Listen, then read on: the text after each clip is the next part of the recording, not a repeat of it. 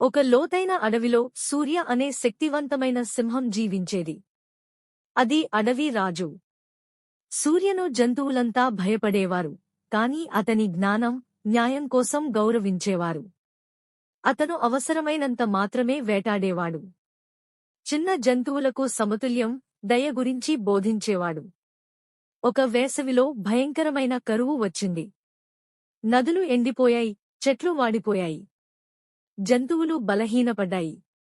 ఆకలి, దాహంతో అడవిలో నిరాశ పెరిగింది.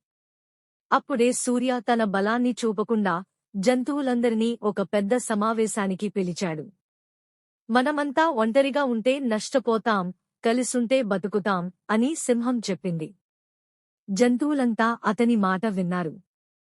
కలసికట్టుగా ఒక గుంత త్రవ్వారు. అకస్మాత్తుగా భూమి అడుగున నీరు దొరికింది.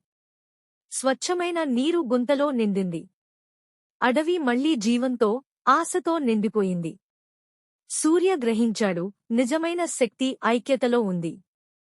ఆ రోజు నుండి జంతువులందరూ అతన్ని కేవలం రాజుగానే కాక జ్ఞానవంతుడైన నాయకుడిగా కూడా గౌరవించారు.